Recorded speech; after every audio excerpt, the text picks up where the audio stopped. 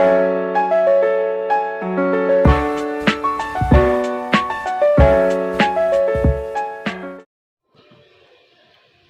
pagi anak-anak. Pagi, Bu. Siapa yang tidak hadir hari ini? Hadir galau. Sudah pertemuan keberapa kita ini? Ketiga.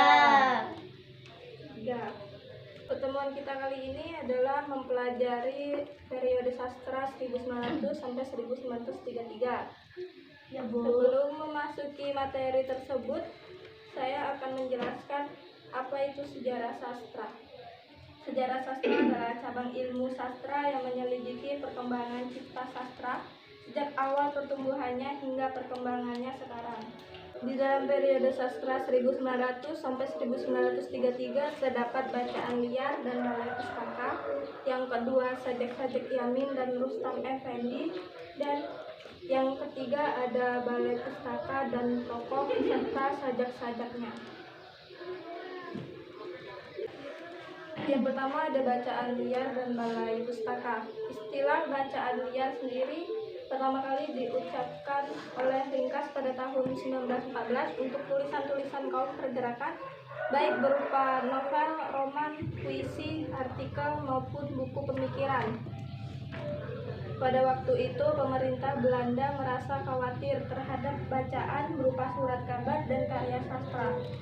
Bacaan liar atau karya sastra yang disebut liar salah satunya bermaksud untuk mendidik kaum kromo. Jadi kaum kromo ialah rakyat biasa yang tidak berpendidikan. Tujuan bacaan liar sendiri ialah agar kaum kromo mengetahui, memahami, dan menyadari politik kekuasaan kolonial. Bacaan-bacaan yang dihasilkan oleh para pemimpin pergerakan di atas dapat dikategorikan sebagai bacaan politik. Bagi kaum pergerakan, bacaan merupakan alat penyampaian pesan dari orang-orang atau organisasi-organisasi pergerakan kepada kaum kromo. Sejarah sastra modern di Indonesia diawali dengan berdirinya Komisi Balai Pustaka.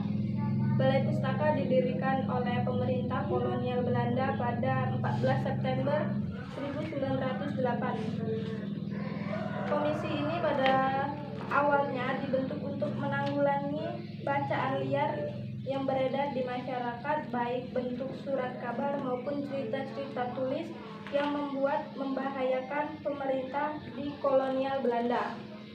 Sampai sini di bacaan liar dan balai pustaka ini ada yang ingin ditanyakan? Tidak. Kalau tidak ada yang ingin ditanyakan, kita lanjut ke yang kedua, sajak-sajak Yamin dan Rustam Effendi.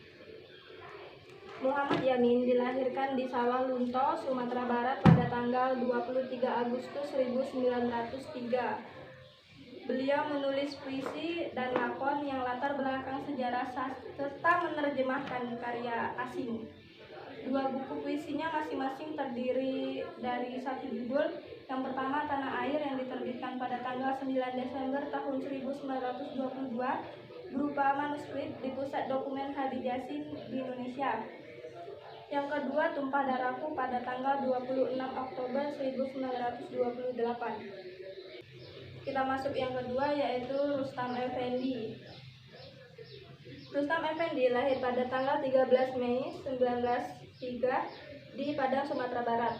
Bukunya yang sudah terbit yaitu Berbasari pada tahun 1924 dengan judul buku Sebuah Drama Bersajak. Buku ini dianggap sebagai drama pertama di dalam sejarah sastra Indonesia modern yang pernah ditulis, bahkan dalam bentuk sajak.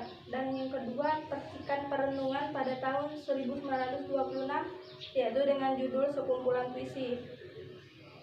Sejumlah puisinya yang ada dalam antologi Pujangga Baru, yaitu prosa dan puisi yang diterbitkan pada tahun 1963 yang disusun oleh Habib Yassin.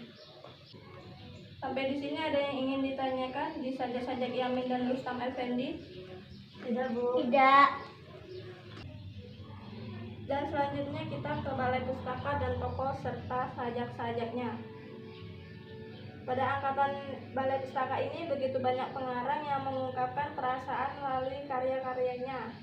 Adapun beberapa pengarang beserta karya-karyanya berikut. Yang pertama Nur Sultan Iskandar yaitu yang karyanya Salah Pilih, Apa Daya Karena Aku Perempuan, Karena Mertua, Ulu Balang Raja, Kata Hendak Jadi Lembu, Ange Bali, Cinta Tanah Air, Neraka Dunia, dan lain-lain. Yang kedua ada Mara Rusli yang karyanya Siti Nurbaya, Lahami, Anak dan Kemenakan. Terus yang ketiga ada Abdul Muiz, karyanya Salah Asuhan, Suropati, Pertemuan Jodoh, Robert Anak Surapati, Tom Sawyer atau terjemahan. Terus ada Suku Mau Hak Tumpas, terjemahan. Sampai sini materi kita, apakah ada yang ingin ditanyakan? Tidak. Jadi materi kita cuma itu saja untuk hari ini. Ada yang bisa menyimpulkan dari materi ini? Tidak. Jadi kesimpulan yang dapat kita ambil dari materi ini adalah sejarah sastra adalah cabang ilmu sastra yang menyelidiki perkembangan cipta sastra sejak awal pertumbuhannya hingga perkembangannya sampai sekarang. Sastra ada untuk menyadarkan masyarakat bahwa bangsa Indonesia pernah dijajah lalu mereka membuat surat-surat kabar agar para priayi yang hobi membaca buku atau lainnya dapat menyampaikan kepada masyarakat yang belum bisa membaca, dikarenakan pembodohan yang dilakukan oleh para kolonial Belanda.